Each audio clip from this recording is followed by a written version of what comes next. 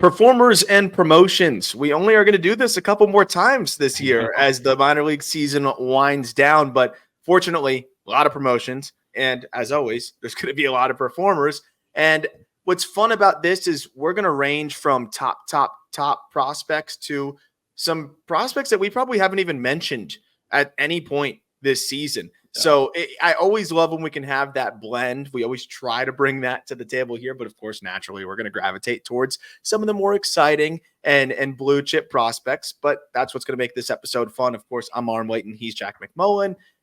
Jack, we put together a fun grouping of names, and I'm actually going to pitch you on something that I don't think would ever get pitched anywhere else about a guy that's a reliever that I think should get tried as a starter, who I don't even think we've talked about at all on this show. So I'm looking forward to that. We'll get to that in the Red Sox organization side of things in a moment, but a lot of top dogs that were promoted for this final stretch here in September over the next couple weeks. No doubt, man. And like when we talk about what, show topics for the week, it's funny because we feel like promotions and performers is a crutch, but this week it's like fully validated. And you're right. We only have one more of these left. This might be the last promotions and performers thing we have because A-ball is done. Low A, high A is done. Double A has a week, and then Triple A's got 2 weeks, man. We'll just have performers probably in the final couple weeks, and that's it. And at that point, that's probably all it'll be. Is just performers, which is sad. Fortunately.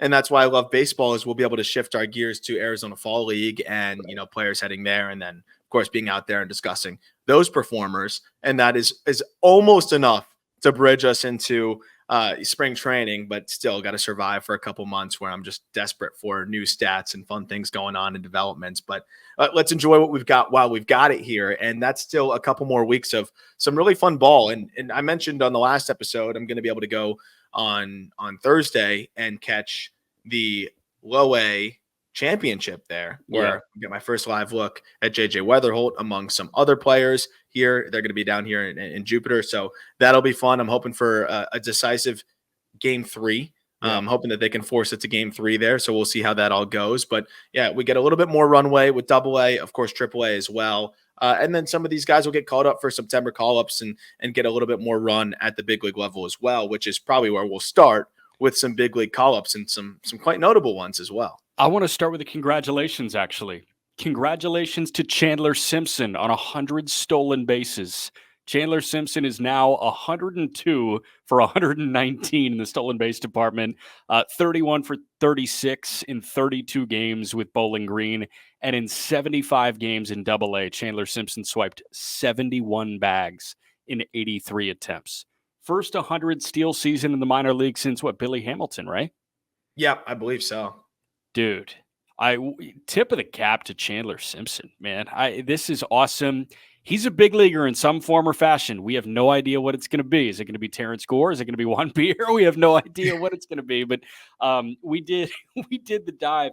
Peyton Guinness, our video savant, texted, does anybody have video evidence of Chandler Simpson hitting this home run? And I sent it to him, and it's a dribbler down the third base line that's misplayed up against the wall. That's an inside the Parker. And he thought that was hilarious that the one pro homer was a dribbling single that essentially turned into an inside the Parker. But I couldn't find the Georgia Tech homer. I know he hit one. Those are the only 2 home runs he has logged in the baseball reference database, and I couldn't find a single one in high school either. But man, 100 bags is 100 bags. I found the Georgia Tech homer. It's a grand slam.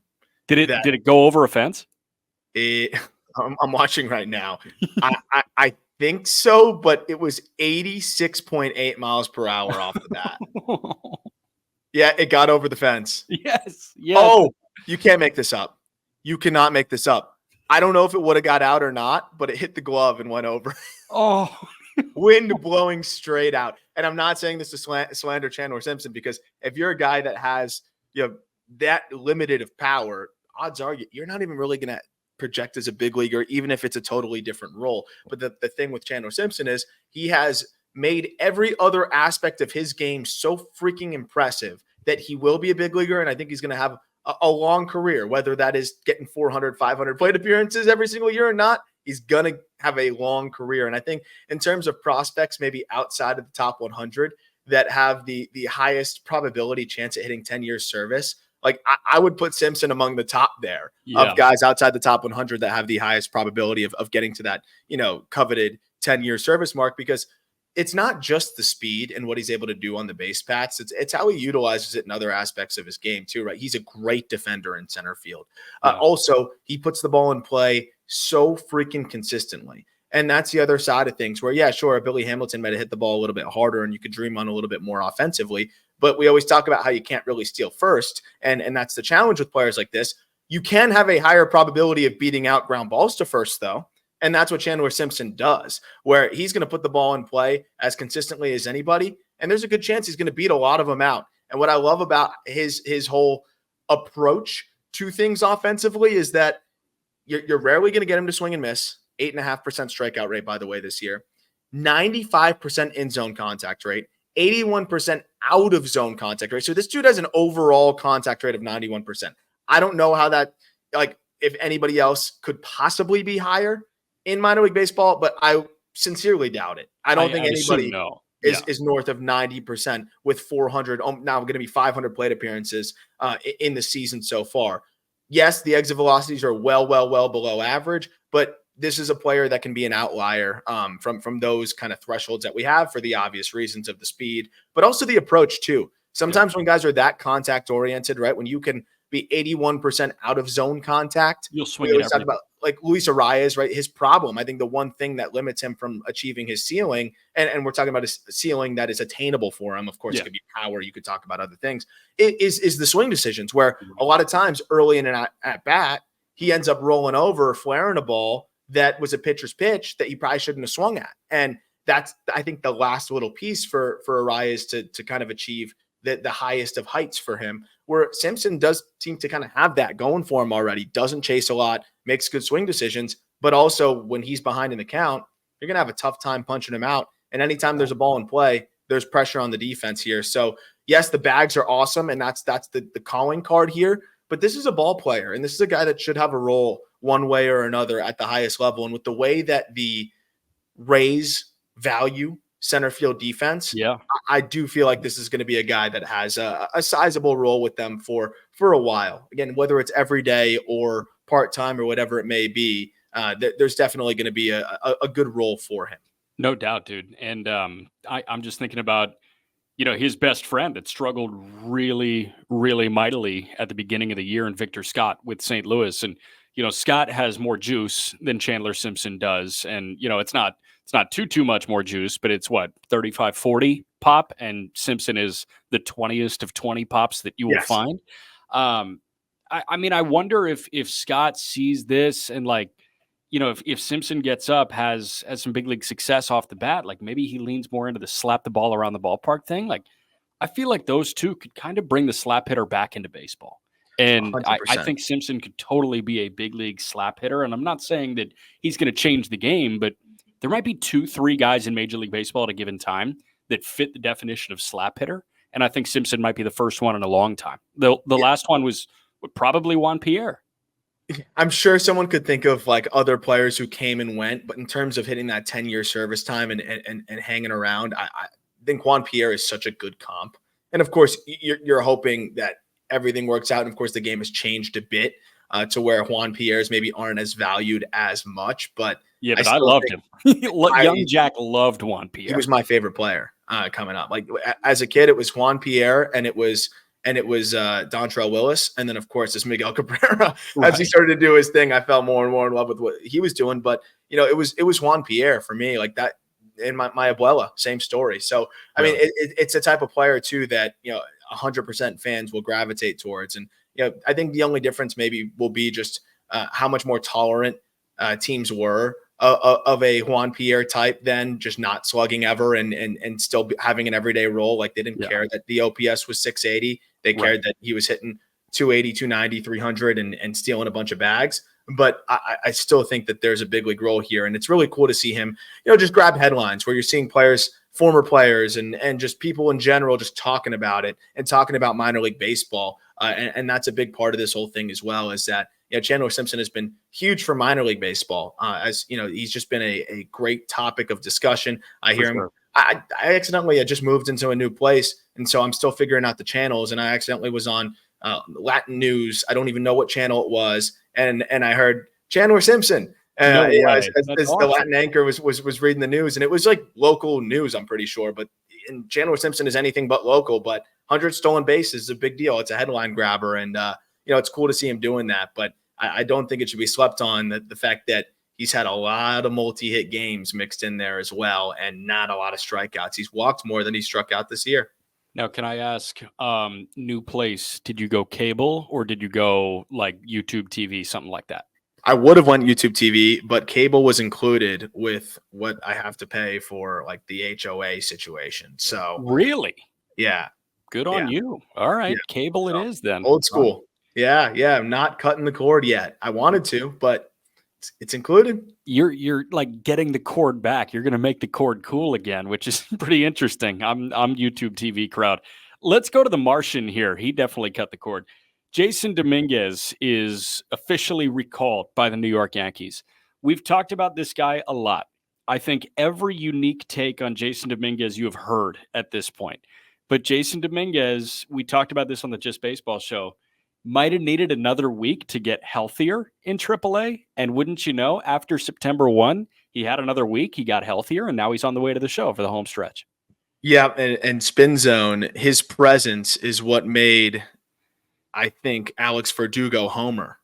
So now think about what War's not going to show that, right? Verdugo homers right in that first game in the lineup, which is funny. Verdugo, probably best game he's had in a while. Right. 2 for 4 with a homer, 2 RBI, 2 runs scored. But no, I mean, the value here with Dominguez too is it's not just that he comes up and we talked about it, on the JB show in terms of just giving the Yankees a layer that they needed. And it was the same story with Jazz Chisholm, right? Where the speed comes in here. And that's something that they've just desperately needed. It's just a little bit more speed and potentially being able to steal bags and being able to go station to station a little bit more, not be so dependent on a big swing from an Aaron Judge or a Juan Soto for the most part. And I think that's what Dominguez can do. Of course, power is going to be what helps him achieve his ceiling, and power is what really is exciting about him and what he can ultimately do there with the impact on the baseball. But this is a guy that can motor, and there's also a guy that can plug into center. And the fact that they can plug somebody into center that isn't Trent Grisham and feel pretty good about it. And at least what the offense could be, I think is huge. I think that extra week to get right was huge for him. And the one thing that I am looking at is he has been expansive. And we've talked about that, like even over the last couple of weeks, I think there was a little bit of just pressing, wanting to hit his way up to the big league. So I'd love to see him now at the big league level, be more patient, because the patience has been one of the developments that I've really loved about him over the last year and a half. Talked about the swing adjustments, things like that. That's been super valuable as well to him just becoming this well-rounded hitter here. But I think the swing decisions have been integral in that whole side of things as well. So hopefully now, as he's feeling comfortable, as he knows that he's going to probably be there for the remainder of this year, I know he probably wants to prove that he can be in the playoff lineup and all that good stuff, but hopefully he feels a little bit more comfortable here, can be more selective, and I think that's going to bode well for him overall. First game, he picks up a hit, and he also steals a bag, and I think that's, again, a big aspect of this thing too. The only 2 players who stole bags in that 10-4 win over the Royals were Jazz Chisholm and Jasson Dominguez. And other than Anthony Volpe, that's probably going to be the trend for the most part. For much of this year. So that part I think is really good for the Yankees in general. And the fact that he could just go plug in center there, I think is solid too. I see a lot of people saying that he's going to move off of center. And I think it's one of those just like, I think we're getting ahead of ourselves. You're just looking at the build and just saying, he's probably going to move off of there, because that's generally how guys that look like that end up trending. It's possible, but I wouldn't go there so quickly. This guy, I think, has every opportunity here to not only get better out there, but already hold his own out there. So I thought that that's something that I wouldn't see discussed as much as I have, but people are very eager to move Dominguez to a corner. And I think if you're watching the way Aaron Judge is able to cover ground out there, I know he's not great, but I don't think Dominguez is going to be any worse than that at all, especially from the advanced metric perspective and things like that. So that was the other note I wanted to just add there is Dominguez can go play center and I think play it pretty well. Yeah, I think so. And that allows Judge to move to a corner for the long term. Like, hey, for the foreseeable future, you are putting a little bit less wear and tear on Aaron Judge's lower half. And you're asking a lot of a 6'7", 285-pound human being to go play center field every day. He's done that. He's an MVP because of that, but he can also go play right field and be really good at that. And I remember the pushback that I gave you when you said maybe Trout should move off of center. I'm like, he's Mike Trout. Maybe Aaron Judge should move off of center like he's Aaron Judge. But you know what? You're right. And Dominguez at this point, even if you think the body is going to hamper his ability to be an elite defensive center fielder, he's 21 years old. Yeah. Let's give him some time. And he's been filled out since he was 17. I'm not worried about him getting bigger. He's more agile than the first time I saw him. First time I saw him, I was like, oh my gosh, this guy can't move the way I was hoping. DH. Yeah. So I get it. And I think we got to approach guys individually here. And you got to look at, what they're able to do within their frame, case by case. And this is clearly, like, we joke about the Martian side of things, but he's not built like most people, both in the respect that guys that do have that refrigerator build, that aren't that many of them, they're generally going to be less mobile than him. He has done a lot of things, I think, to become more mobile and also be more versatile. The only thing that I think should probably be restricted, if the Yankees are really just keen on putting their best foot forward consistently here, is at this point, the right-handed swing just hasn't had a chance to get going. And it makes sense, right? Because you're going to hit more from the left side than the right side in general. And Dominguez has missed time this year. And I don't know exactly, maybe the oblique, was affecting him from the right side a little bit more than the left side. I don't know. Maybe the elbow was affecting him a little bit more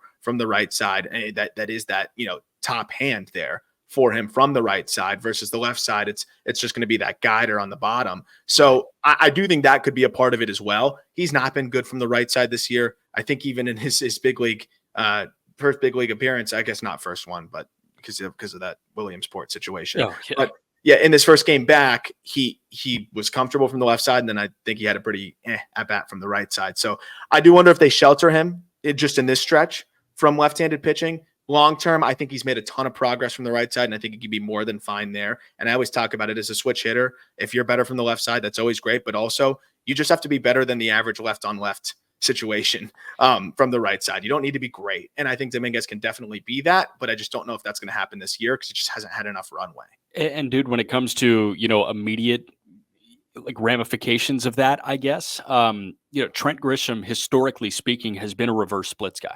He hits better against left-handed pitching. So there's your answer. It hasn't been good this year, but it hasn't been good from either side. You can kind of bank on the history of Trent Grisham, though, in the 5 years that preceded this one and say, hey, this guy is actually better against left-handed pitching than he is right-handed pitching. That's a good chance to keep Dominguez out of the lineup and have Trent Grisham in the lineup. Yep. And also I think a good chance to just also let Dominguez ease back into this everyday thing and not be so high impact. Doesn't need to be a 2024 thing. No. And he has 52 plate appearances from the right side this year. Like it's just, there have not been the reps there versus I think 200 from the left side. Like that's absurd. So it just hasn't been there for him to get that rolling. So it'll be interesting to monitor, but maybe they'll cut him loose and just say go. And I'm fine with that too. But I would just say if you're underwhelmed by Dominguez's output, I would filter by handedness and see how he's doing from the left side. I'd be more concerned if he's not performing from the left side. Right. Diving into Kumar Rocker, I am going to omit his rehab outings at the complex. Kumar Rocker is going to make his major league debut in Seattle on Thursday. And Kumar, in 29 2/3, allowed 13 hits. He K'd 47 and walked 4. In Double-A with Frisco, 19 2/3, 9 hits, 1 run, 29 Ks, 3 walks. Opponents were 4 for 34 against him, so they hit 118. Then in 36 2/3 across 10 appearances, Triple-A, 10 innings, 4 hits, 2 runs. In those 10 innings, 18 Ks, 1 walk. Opponents were 4 for 34. They were 9 for 68 against him in Double-A. So they hit a $132 against him in Double-A. They hit 118 against him in Triple-A. All in all, including the rehab, this guy is limiting opponents to a 180 batting average against and a 1.96 ERA. He's been one of the best arms in minor league baseball, if not the best arm in minor league baseball over the last 2 months, and he's going to get his shot in the show at 24 years old. So this is one of the only times I'm going to do this because of where he's pitching to on this show in particular. Of course, we do it on the Just Baseball show plenty because it's presented by BetMGM. He's making his debut in Seattle, you're saying? So I feel really good about him just getting every strikeout prop there. So use promo code Just Baseball on BetMGM, and if you want to ride with me, I'm taking over on the strikeouts in that outing. With the way that hitters cannot see the ball there in Seattle, and with the way that Kumar has thrown of late, and with the way that he has commanded his stuff, I love it. It's promo code Just Baseball. Go take the Kumar Rocker over strikeouts bet. But jokes aside, like, what he has done has been remarkable. We've talked about it. I mean, one of the quickest jumps into our top 100 ever, usually, especially with pitchers. We want to see, a handful of starts. But it's just been so amazing to see, I guess, how badly he needed that surgery, right? Like, there's been that litany of, or I guess just like, I would say a long stretch of issues where it wasn't bad enough for him to fully go under the knife, but clearly the velo was fluctuating. Clearly he was fighting his body at times. There was times where he just looked kind of fatigued out there. And then, you dealt with the whole Mets situation, and clearly some things came up in the medical, but the way that they handled that's a whole nother conversation. And then he goes and throws an indie ball and looks good there. But it kind of felt like maybe he really used adrenaline and just wanted to prove everybody wrong and emptied it there. We saw him throw a little bit in the Arizona Fall League, a little bit after that, and then it gave way there. But I really do feel like there was a part of him that may have just been throwing through some issues. And then also, remember, if you had some shoulder, minor issues or some other minor issues to your other parts of your body, that Tommy John surgery isn't just the repair of that ulnar collateral ligament. It's also a full time off to rehab your entire body. Of course, you're focusing on your arm, but you're rehabbing all around there. And anything that helps complement your arm and your process of throwing a baseball to home plate is going to get rehabbed. And I think that time off for Rocker, who had thrown so many innings, and had been, the guy in college baseball, I think was huge. It wasn't just repairing that UCL. It was kind of getting everything else with his body right. And it also gave him some pause to get his mechanics right. And when you look at the mechanics now, so much smoother, so much more repeatable. And I think you combine the health, the strength across the body, like everywhere, and the improved mechanics. And you got a guy that, one, is filling up the zone as much as he ever has in his life. Two, is ball harder than he ever has in his life. And three, I think has better stuff than we've ever seen. And he's manipulating it. I mean, you've got the two different fastballs. You get the four-seamer dominating at the top. You get the sinker at the bottom. And he's able to locate them so well and go to them exactly when he wants to and put them where he wants to. And then you have the slider that he has this ridiculous feel for that he manipulates into like three different variations and just lands and lands and lands. In his 7 starts after those rehab appearances, he's landed his slider for a strike 70% of the time with a 43% swinging strike rate. Average whiff rates, the swinging strike rate is about 16% at that level for sliders. He's triple that. Like this is crazy stuff. And I think it's just a product of, him getting right physically and also just getting right mechanically. It was never a question about the talent. Yeah, no doubt, man. And I want to go to the mechanical point that you brought up, because so much of the appeal of Kumar Rocker was that he was mechanically sound for a big guy in college, but there was like clearly room for improvement. Now there's no hole to poke in that whatsoever, which is phenomenal, and so excited to see what this looks like for Kumar Rocker. I'll ask you. So making the joke of the BetMGM promo code baseball, what would be the strikeout number that you just couldn't go above? I can't imagine that they're going to go too high on his debut. I don't know what they're going to project there. And we always joke about how I've given up on guaranteeing dominant outings from guys out of the gate, right? But because you never know how it's going to go. But I think realistically the number should be like 6.5, 7.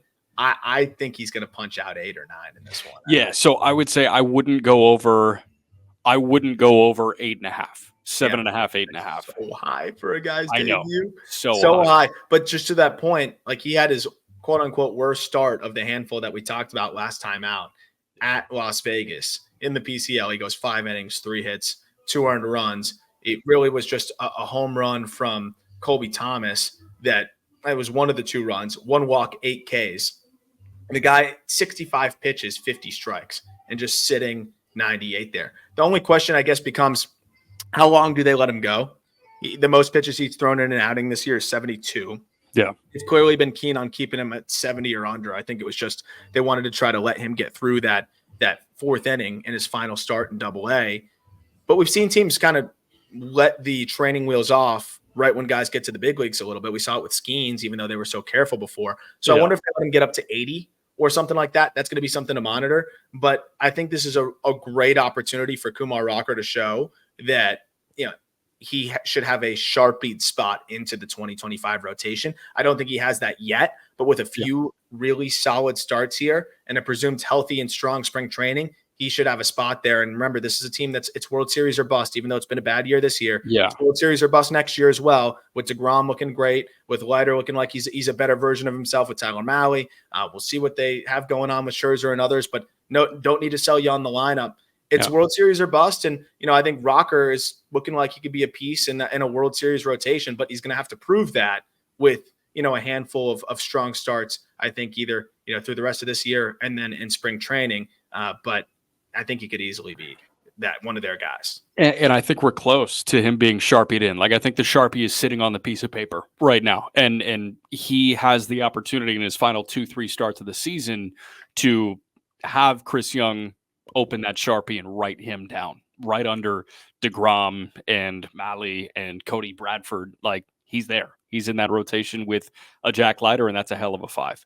We're going to get to some other big league call-ups here in a moment. Before that, quick break. Next guy's a really interesting one. Thomas Saggese got the call to the big leagues. He goes to St. Louis. Saggese did not start the year well, and I'm going to lean on you pre-July 1. Post-July 1, I've got the numbers. 55 games since July 1st for Thomas Saggese with Memphis, hitting .290 with an .875 OPS. He's got 24 extra base hits, driven in 32, 12 homers in that 55-game stretch. And the punch-outs, he's keeping them in check. It's, low 20% K rate there for Saggese. He's not swiping bags like I was expecting him to, but this guy started very, very slowly in AAA, very slowly. And then all of a sudden, July comes around, and this guy is one of the better performers in AAA baseball. And he's showcasing that well-rounded offensive profile. He is a fascinating piece of the puzzle that's being added to the St. Louis Cardinals. I don't really know where it fits yet, but I'm excited to find out.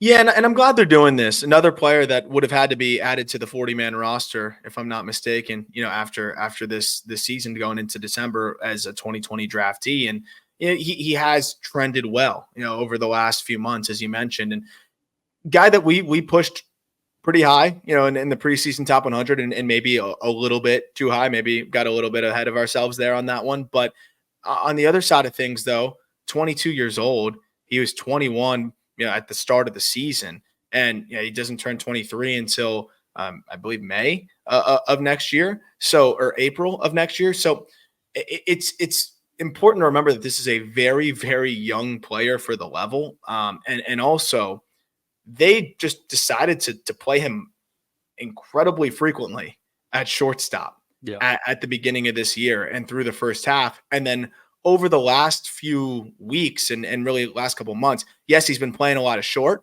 but not as much. We've seen him a lot more second base, some third base sprinkled in. And I wonder if that's been helpful for him as well, just not having to worry about taking on shortstop at the AAA level. Like, it's pretty serious where I know he's played short, but it was always a matter of, hey, he's probably going to be a shortstop in a pinch, but more likely is a guy that can be this super utility or everyday second baseman, or a guy that can fill in at third and play a lot of third. But it never felt like he was ever going to be that everyday shortstop. So potentially just getting off of that position as frequently might have been helpful for him from a mental perspective and probably from a physical.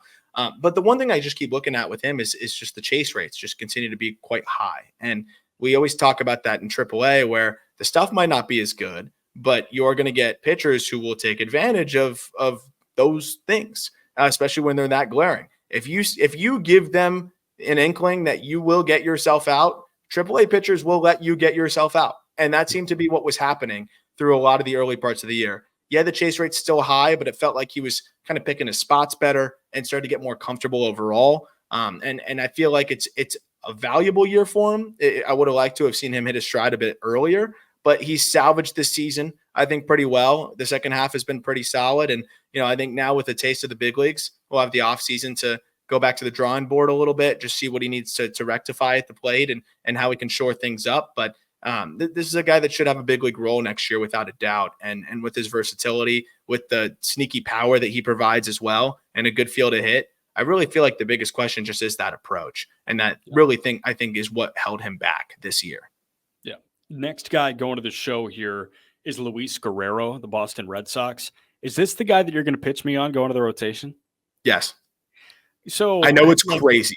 Yeah, my question is why, but let me lay the groundwork here for Luis Guerrero. Made his big league debut the other night, got 2 outs, no hits, no Ks, no walks. You were good. In Worcester, 42 appearances, spanning 54 and a 30 at a 3.31 ERA, punched out 13 per 9, walked 5.5 per 9. Last year, 54 and a third, a 2.3 ERA, 11.5 strikeouts per 9, walked 6 per 9. Year before that, 27 appearances, 9 saves. He's been a closer, essentially. A 3.23 ERA between low and high A, 13.5 strikeouts per 9, 4 walks per 9. So I wonder, because I just see the affinity to walk guys, I know the stuff is electric. Why do you feel like this could translate into a rotation? It'll never happen. I just want to see that arsenal as a starter, because I actually think the arsenal bodes like well as a starter. The walks are the thing there. And what's interesting, though, is we've seen guys that, like, under the right tutelage, can make a slight mechanical adjustment, can find something, and all of a sudden, they're filling up the zone at a much better clip. And I'm just thinking about him having some hands-on work there in Boston with the pitching coaches and just the front office that they have there, and maybe seeing if something could click a little bit more to be able to fill up the zone. I don't think they do it. I do think he ends up being a guy, though, that they use in maybe multi-inning situations. Yeah. He could be a piggyback in certain spots. Like, I think he's a little bit more versatile than just like single inning, high leverage guy. And it seems like they feel that way too, where you've seen several outings this year where he's gone 2 innings, several outings where he's throwing 30, 40 pitches in those multiple innings. So I'm just interested in that side of things. If you ever wanted to go the opener route, like, that could be something that he could do. He could probably give you 3. Right. I would just like to see him use more than just a single inning relief guy, just because he's more than the 97 mile per hour fastball. I think there's a lot to like here. He's got the 97 mile per hour 4-seamer that really dominates at the top, but then he's got a 2-seamer that works off of that. He's got a cutter that is pretty darn gross as well that he mixes in. His slider has been really solid, like dominant at points this year. I love the changeup that he brings to the table as well. Like, he has a full assortment of pitches that he can attack you with. And that's the part that's fun to me, where you've got that split change that is dominant. You've got multiple fastballs. You've got a cutter. You've got a slider. Like, that is so many pitches for a reliever, and all of them are really interesting. So that's the only reason why I would like to see him potentially utilized in a more stretched out capacity. But of course, none of that matters if you're walking 13% of batters, which is what he has done on the year. Right. I will say that has cut down to 10% over his last 20, or just about over his last 20. It's cut down to 10%, which is almost palatable. And with that stuff, it could be palatable. But I just love the idea of multiple fastballs, a wipeout slider, a gross splitter, and a cutter that he can mix in. And it's like, man, you don't even get a chance to show all of those pitches in relief. Yeah, so I hear you on that. Counterpoint, do you remember how awesome Alex Reyes was out of the bullpen in 2021? And that came from a 5-pitch mix. Like, that's my rebuttal.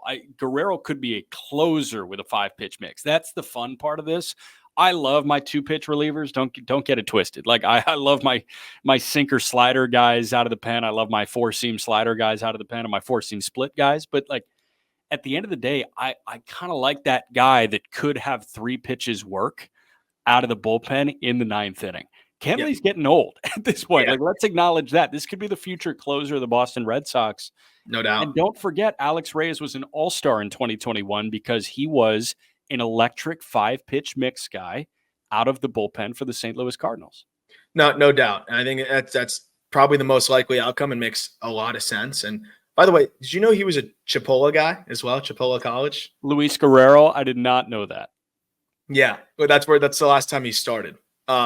So, and out there he was shoving, obviously. Yeah. But that's something that I think with the state of their bullpen where they're at, and you can kind of make a similar conversation with like Justin Slayton. And I know he doesn't have as many pitches, but is another guy that theoretically could be stretched out, but we saw how dominant he was with the different looks that he can give you in one inning. How do you prepare for a guy, right? Like when basically reliever comes in or reliever's warming up, guys in the dugout, they're talking to their hitting coach, they're talking to the people there, they get the iPad, they get the assortment of pitches. For the most part, you're going to go to the iPad, find out that a reliever has 2 pitches, or maybe a third that you're going to eliminate because he only mixes it in 8-9% of the time. Yeah. When you're trying to prepare for a guy like Luis Guerrero, you can only really prepare for 2, or that's any hitter can only really do that.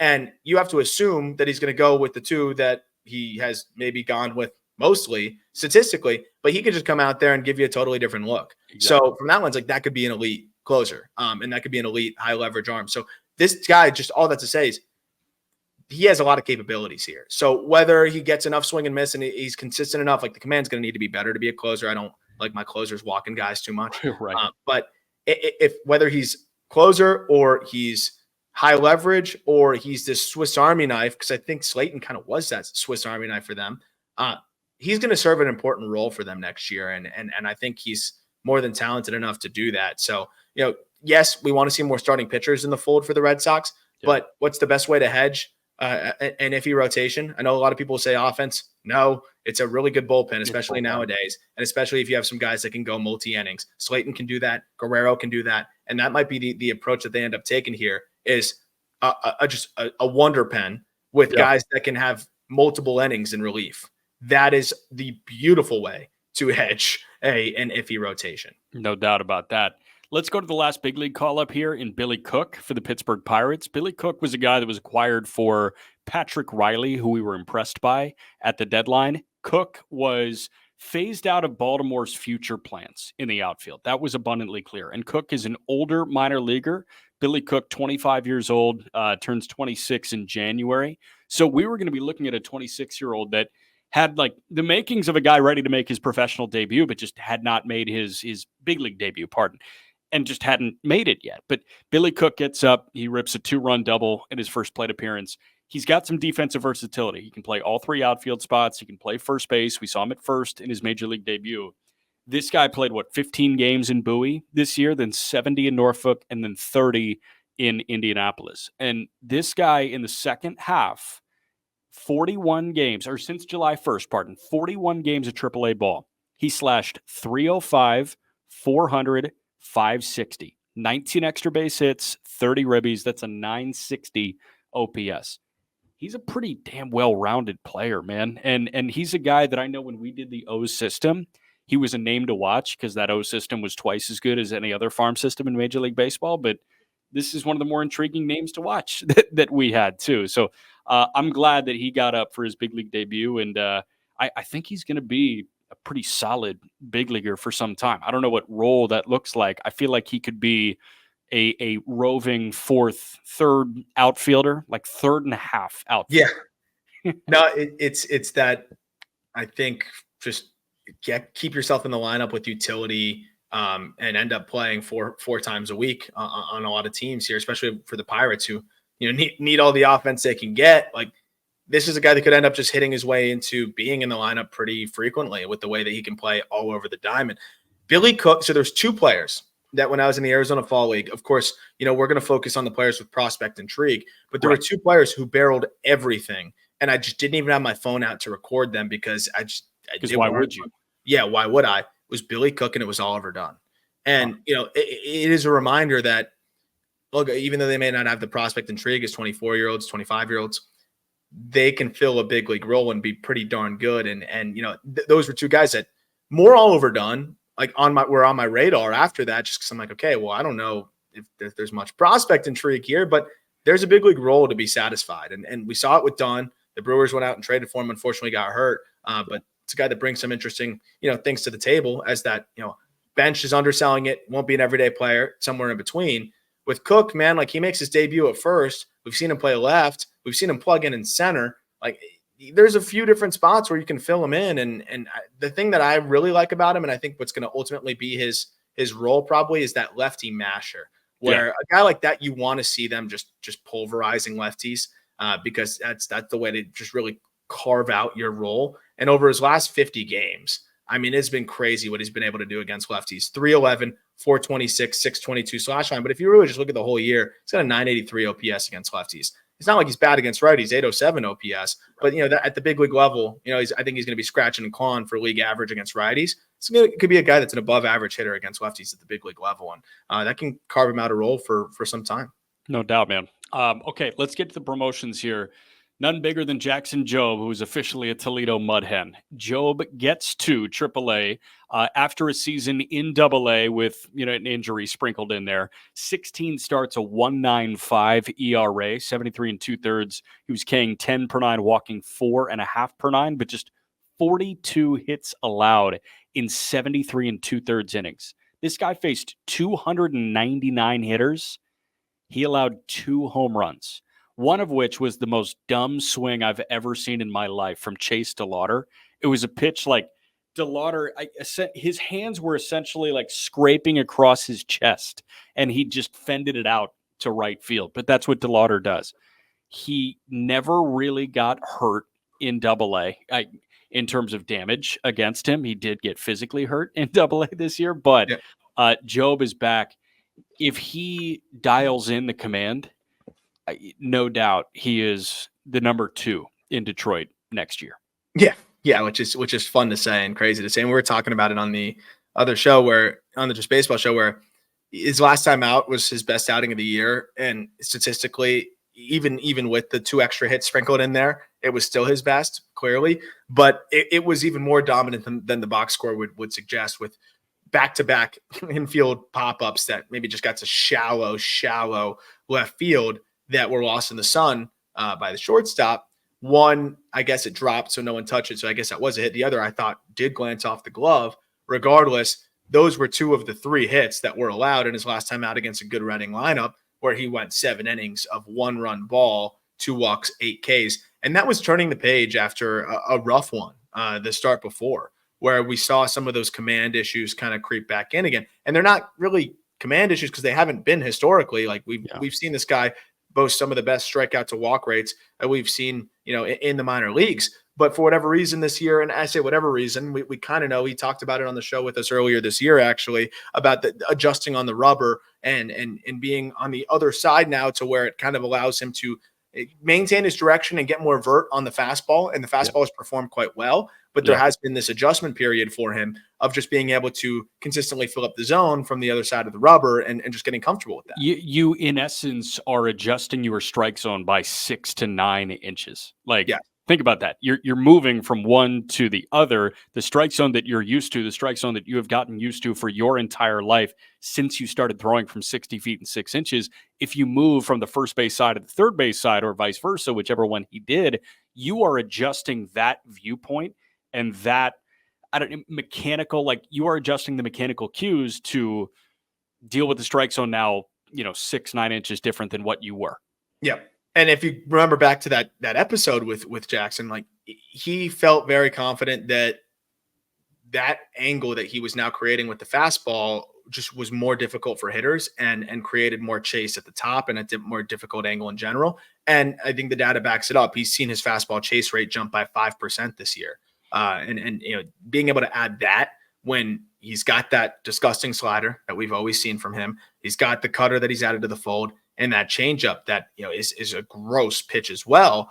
Yeah, it really just comes down to, I think, the slider adjustment now, because I think that's the one pitch that has lagged behind not in terms of quality, but since he adjusted on the rubber, that's the one pitch that I think has not totally settled in yet. And it makes sense. That's the one that moves the most horizontally. Yeah. So we know that pitch can be fantastic. We know that when it's on, it's one of the more disgusting sliders you're going to see in the minor leagues. But it just seems to be like that's the one thing that hasn't totally come around since adjusting on the rubber. I mean, getting up to AAA is perfect at this time of year, with a little bit tighter of a zone, challenge him a little bit more, but also getting to work with those coaches, work with a different, and I think this is a guy that also does succeed and I think benefit from working with either former big league backstops or just more advanced backstops in general. Like, this is a guy that definitely likes to put the work in and game plan and all of that stuff. So I'm excited to see how that all comes together for him. But regardless, I think even with the command taking a little bit of a hit this year, I'm not too worried about it. I think it's all going to come together for him, especially with a full offseason here. The injury didn't help in between, missing time with the hamstring. So I do think that the command will get back in check. And I do think he's going to be one of the rookie of the year, if not the rookie of the year favorite. Of course, Caminero, if he's eligible, but I don't think he will be. No, I don't think so. I think Jobe will be that favorite, or at least for me, he's among them. And I expect that command to come along. And AAA is a perfect time to get through that, I think, for a couple starts. Yes or no question.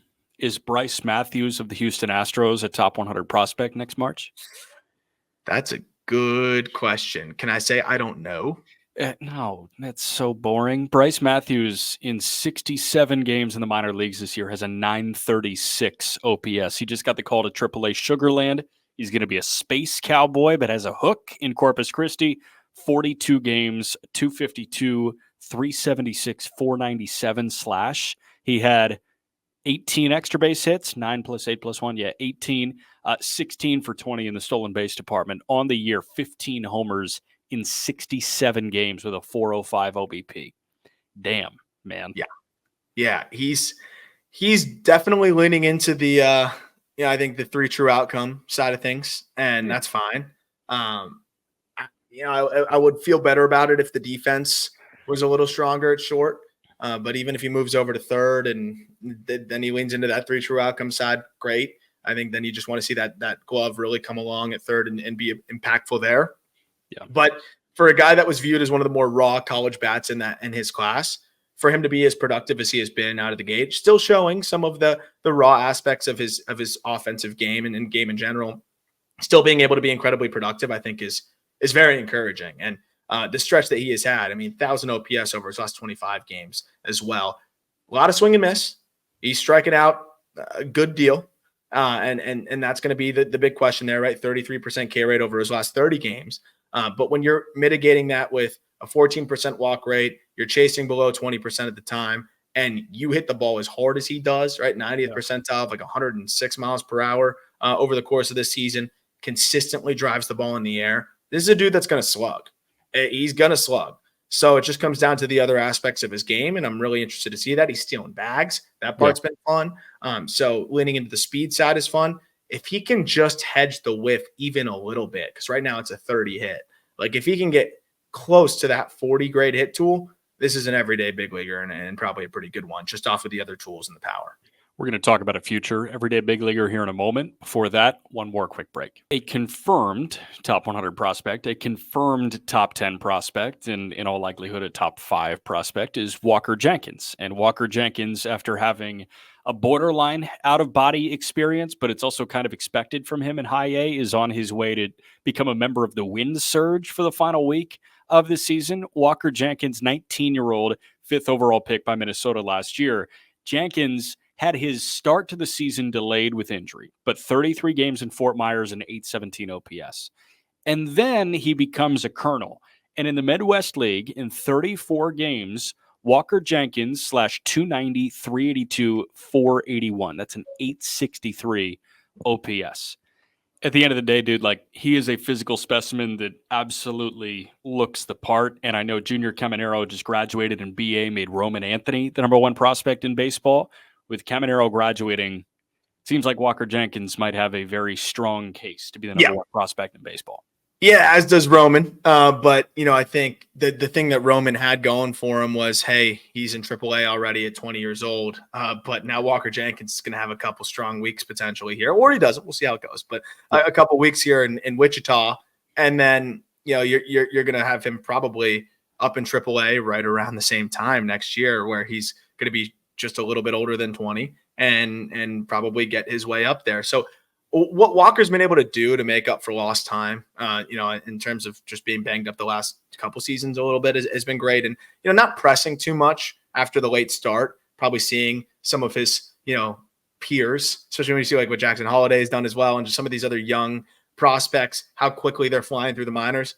I think it's been really impressive that he hasn't really pressed and he stayed true to who he is as a hitter. And you look at what he's been able to do this year overall. I mean, the field to hit, we always knew that was going to be there. I've been seeing people throw out the Joe Mauer swing similarities, and generally, I just like I gag when we do that to young hitters. It does actually look pretty similar. Yeah. And if you think about the offensive output, what these guys could be.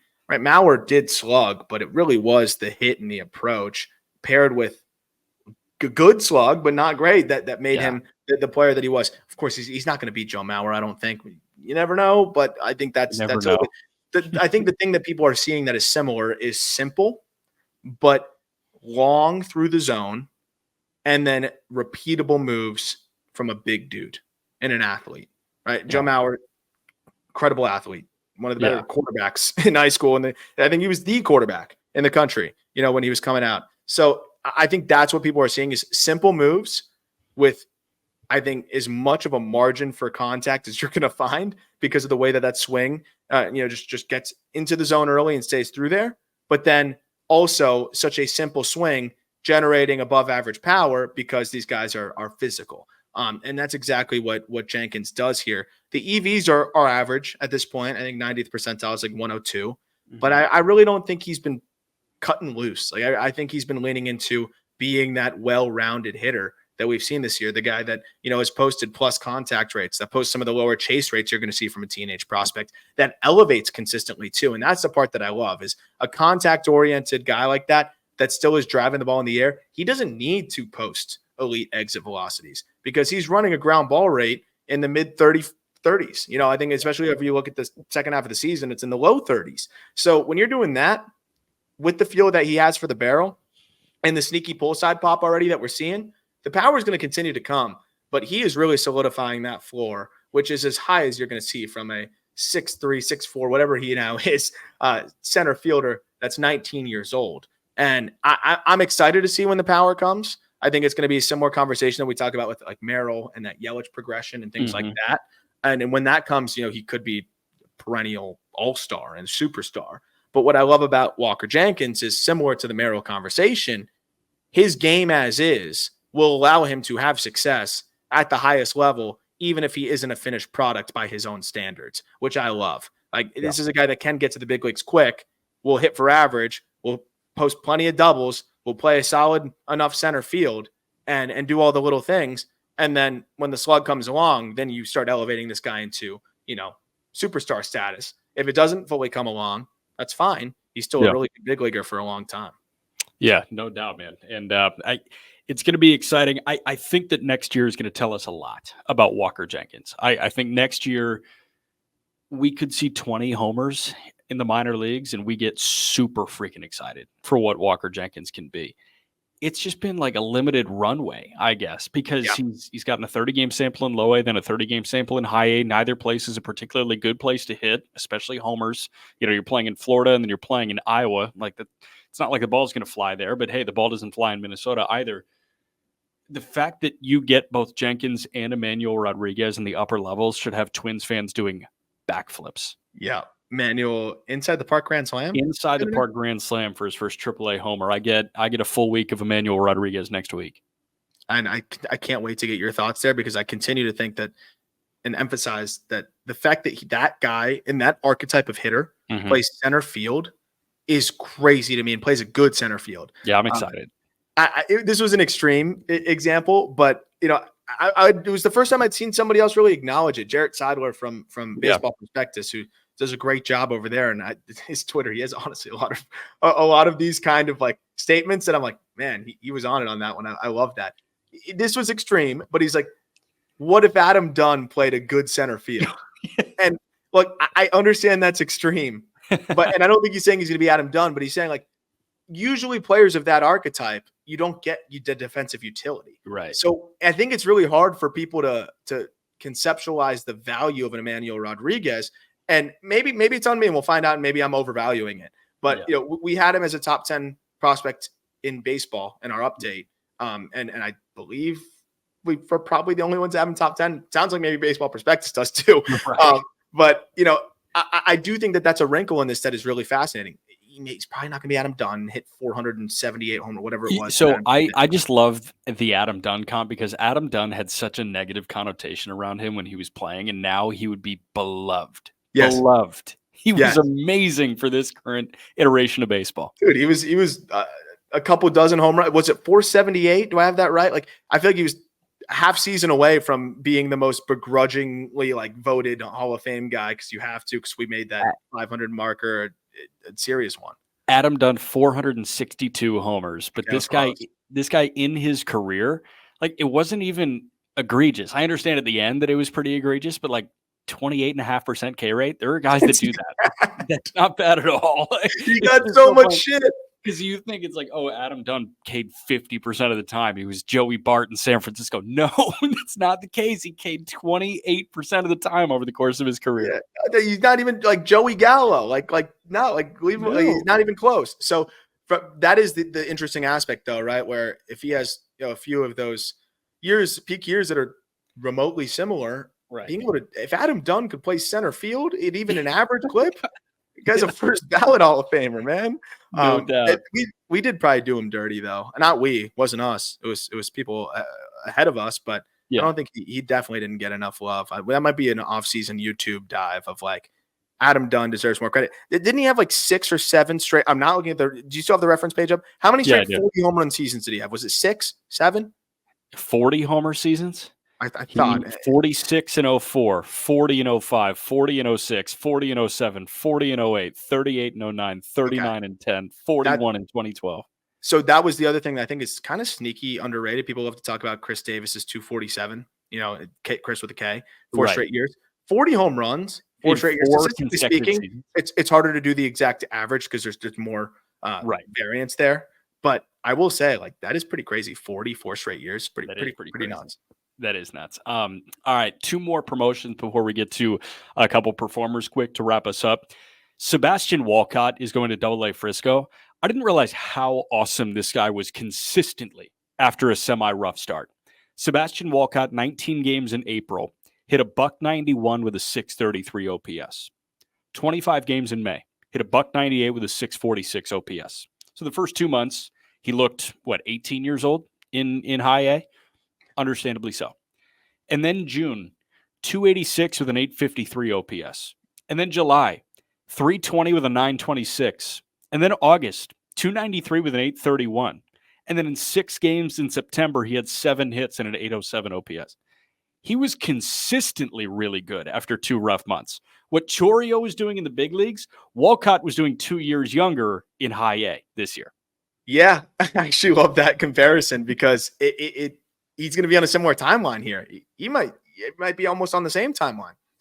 What Walcott's been able to do, I think, is just remarkable. I'd love to see a little bit more contact, but it's hard to knock that when he's over his last 60 games hitting 300. That's nuts. Somehow keeping the strikeout rate at 23%, in that span, pretty crazy. Continuing to cut down on the chase. The power that this guy brings to the table is crazy. And as he gets more comfortable at elevating, and right now it's a little pull dependent. He's out and around the baseball, but he's so powerful that I think he can get away with that. But as he gets more comfortable using the whole field, and I think it's more of a swing path and just he likes to get a little bit spinny at times. Mm-hmm. As he gets comfortable catching balls deep with his bat speed, he's going to be able to miss-hit balls that get out to right center that are just going to carry and carry and carry and carry. So that's why he's just scraping the surface of his power potential. And that's some mechanical things that will need to come along. But when I look at a guy like Walcott, his mechanics are ahead of a lot of his peers, obviously. And for a guy that's 6'4" and that powerful and that violent, to be this productive despite not, I think, having the most mechanically efficient swing is a testament to, 1, the fact that he just has a knack for hitting, and 2, the fact that his ridiculous whip and bat speed just allows him to get away with more. We talked about Yordan Monegro and how dominant he's been. And I mentioned on the JB show, but 115 mile per hour double down the line at 12 degrees off of him on a splitter that was perfectly located, by the way. It was down and in, maybe a ball on his hands. Yeah. You probably want it to be away, but point being, it was barely a strike. Right. this guy's posted 116 mile per hour exit velos as an 18-year-old. So to be doing that, I think in high A alone was impressive. The fact that he's already getting a double is remarkable. And I think it's just we talked about it before, right? I think he has as much offensive upside as just about anybody in the minor leagues. Yeah. Can I make one more point that I hate to just tie it into this, but we've talked about Ethan Salas. Mm-hmm. And I understand that catching is so much harder and the value that he brings behind the dish is really important. But everyone loves to talk about the age to level thing. And I think it's very valid. And it's 100% a reason why Ethan Salas deserves more patience than the average prospect who is struggling.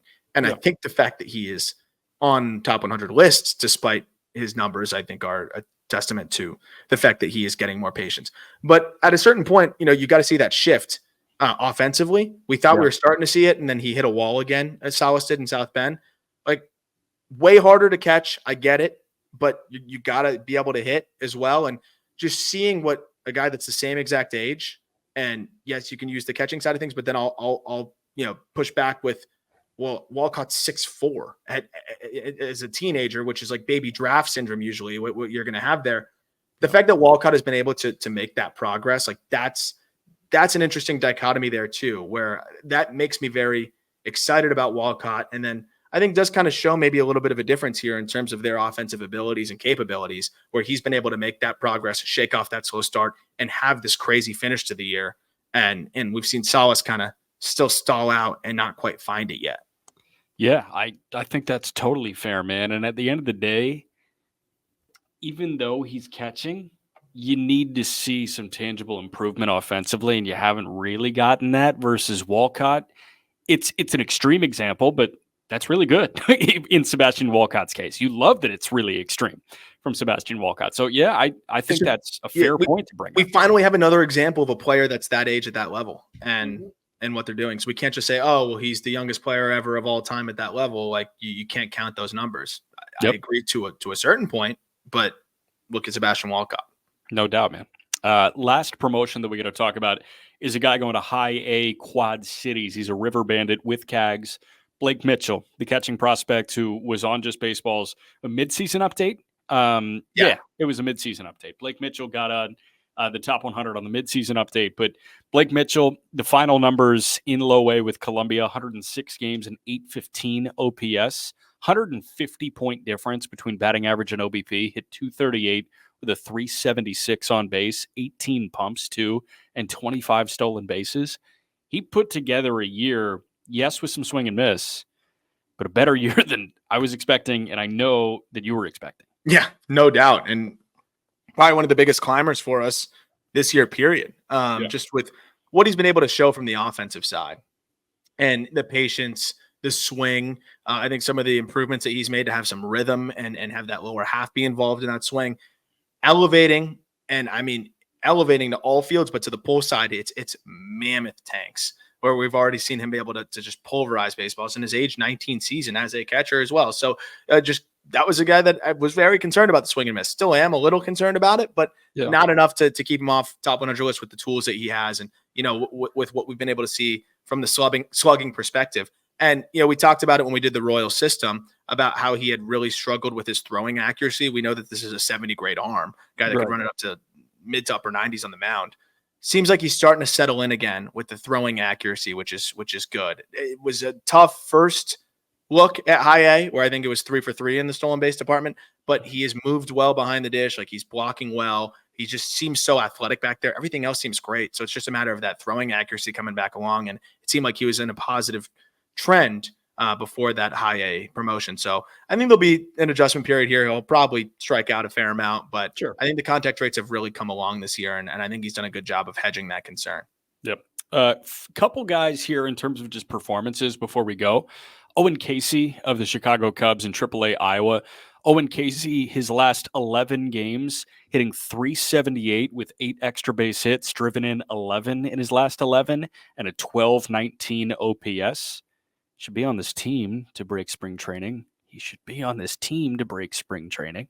He should be on this team for the last couple of weeks here, I think. But I don't have as much familiarity in terms of like the exact exact day-to-day roster situation for the Cubs. But yeah, I do think there was a level of Owen Caissie locking in here. There was conversation about, I think, some reports out of Chicago that he could be one of the guys that was considered for a September call-up. And I think he locked in on another level here to try to force that hand. What's been nice to see is him tapping into that game power more, where the EVs have been there. We've seen him be productive, all year long, but seeing him really lean into the game power now and elevate, and it's all fields. He just looks like he's really hit his stride down the stretch here with the full season. And he told us himself that AAA has been the biggest leap for him. And it's been the biggest challenge. You wouldn't really know it as he's put together a good season even before this hot stretch. Right. But this hot stretch really does put a nice cherry on top, where he might end up hitting his way into a high 800s OPS instead of a low to middle 800s OPS, which is remarkable in an age 21 season from a power hitting outfielder. No doubt, man. Speaking of power hitting outfielders, Spencer Jones, the New York Yankees. I'm going to get up to kind of show you what I feel like he's doing now. But Jones's last 13 games, he's hitting .314 with a 1019 OPS, 8 doubles, 2 triples, 2 homers. Has he K'd 24 times in his last 54 plate appearances? Has he walked twice? Yes. But he's hitting the ball a lot more. And now it's time for the visual part of this. This is my understanding of what Spencer Jones is doing. He is essentially ready here, and then he's just going straight leg, like kicking out like this, right? Yes. I've got Josh Wetzel here, the voice of the Rochester Red Wings, looking at me like, what the hell are you doing here? But yeah, that's my like idea of what Spencer Jones is doing at this point. Yeah, and we'll get deeper into it at the end of in the next week or so in like another episode, because we're already going long here, and I want to go pretty long on this because it's interesting. Right. Is it going to solve all of his swing and miss issues? No.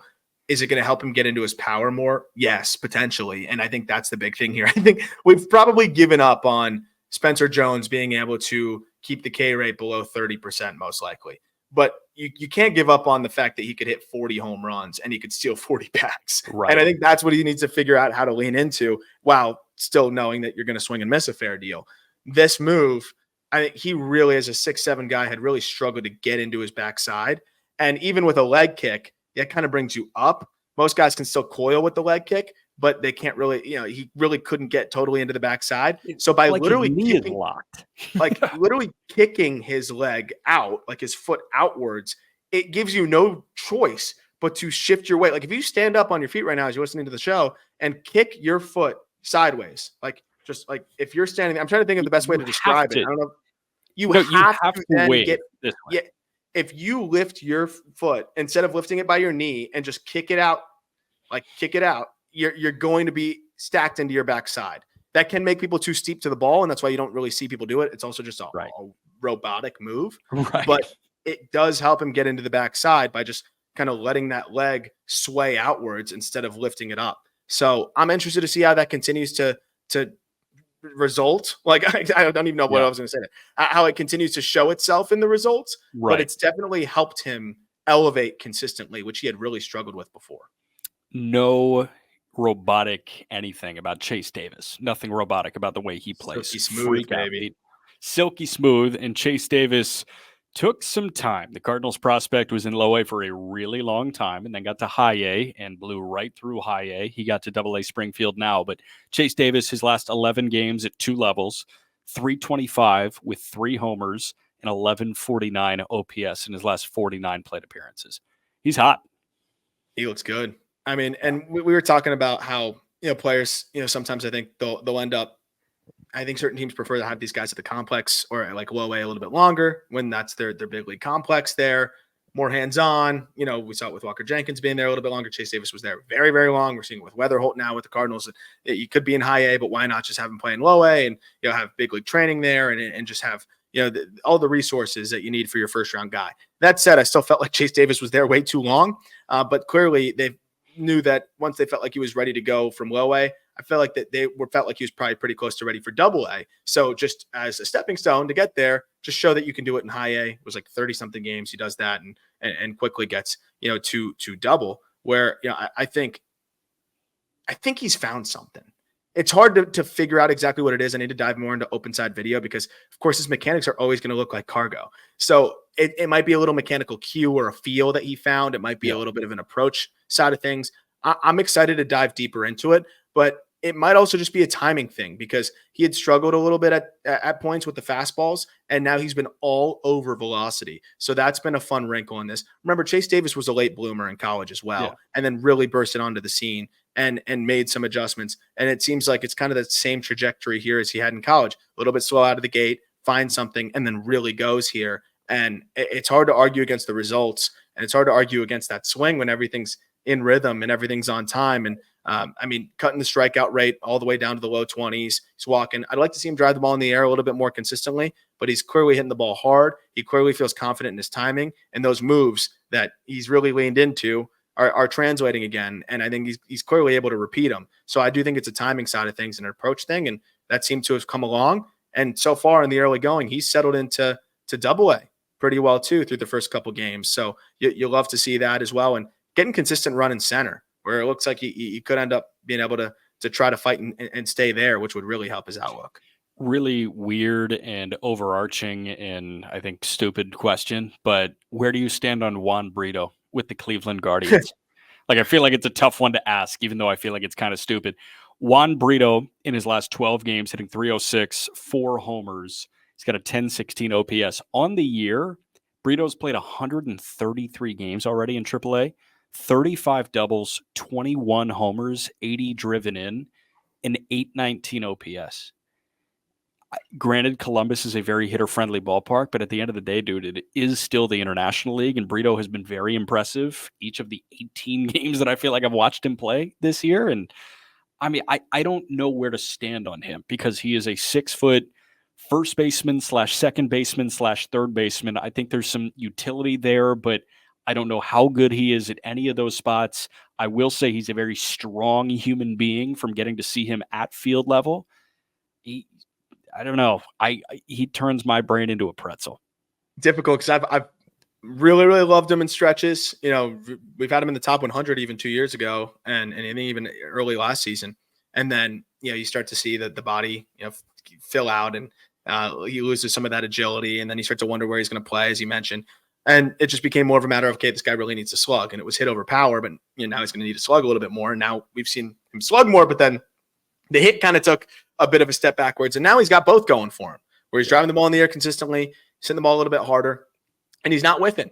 And that's what's been really nice. So another guy that's sneakily just 22, and he turns 23 in a couple weeks here. So still very, very young, a switch hitter that has moved all over positionally. Like I definitely think this is a big league guy one way or another. The defensive thing definitely throws a interesting wrinkle into it. I would love to see if he could get comfortable in left. It would just help everything. Yeah. But he's always had the approach and the bat to ball. And so once that started to go awry a bit, it became slightly concerning. But now seeing that come back and now seeing him, really start to lean into a little bit more power as well. I don't know exactly where it all settles, but he is definitely carving himself out a potential big league role sooner rather than later with the way that he's performing. And another player that it's important to remember, I think that even though he's been around for a little bit, he is that AAA is a big adjustment, and he's definitely finally settled in through the second half of the season here. What you got on Gino Groover of the Arizona Diamondbacks? Gino Groover headlines, or is one of the headliners of a Diamondbacks farm system that is not that good right now, frankly. Gino Groover, though, in his last 11 games has 17 hits. It's a 386 clip with 5 homers, a 1233 OPS. That includes a bump to Double-A Amarillo. 40 games. He was hurt for a lot of this year, but 40 games and 817 OPS in Hillsboro. And then he goes and starts hot in Amarillo as well. The numbers look good, but I know there are some underlying things that are sort of kind of maybe concerning about Gino Groover. It's interesting because I think he's definitely proven that now he can lean into some of those strengths that we saw in college and in the professional ranks, which is make a lot of contact, not chase. And just get himself on base, 364 on base this year. And as you mentioned, he's been hotter and hotter as the year has progressed here, as he's gotten healthy.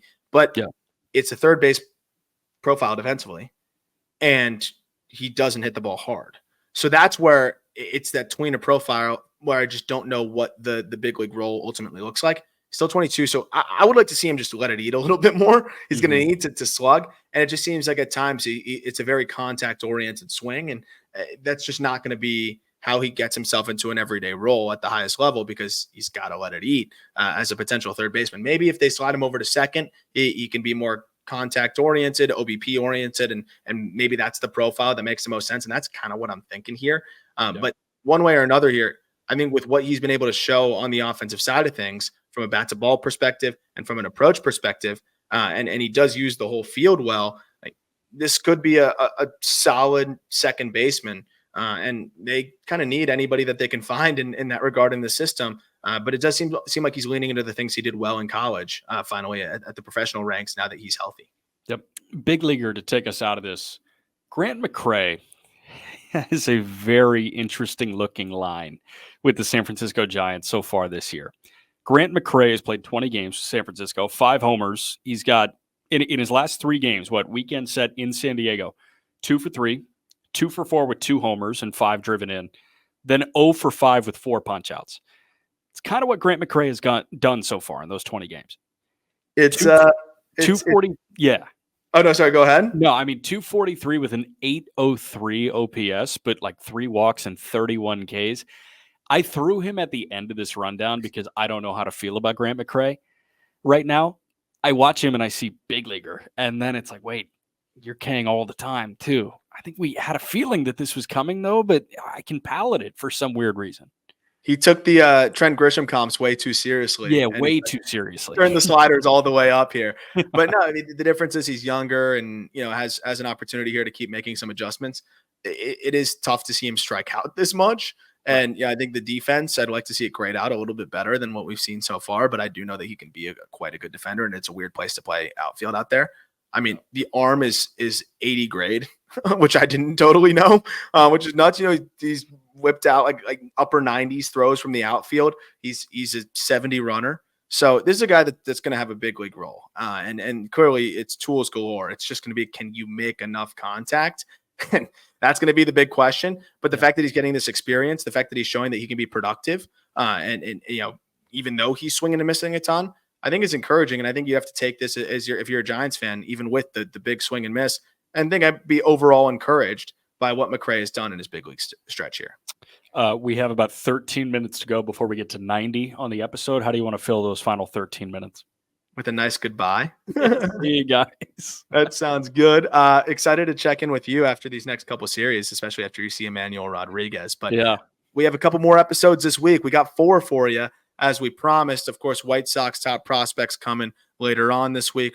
We'll have a fun topic for you in the next one as well. If you could share this show with your friends, help us grow it. Don't sleep on the capabilities of word of mouth. I'm telling you, it really helps us. So brick and mortar marketing, word of mouth. Absolutely. Absolutely. If you could leave a rating, check out our YouTube, subscribe there. Really appreciate that as well. Let us know if you ended up using our BetMGM promo code to place that Kumar Rocker bet. If it loses, you actually get that bet back in bonus bets. Did you see the Auburn quarterback has like a local radio agreement, and he said on his radio hit after they lost to Cal that he was getting Venmo requests from people because he sold their parlays.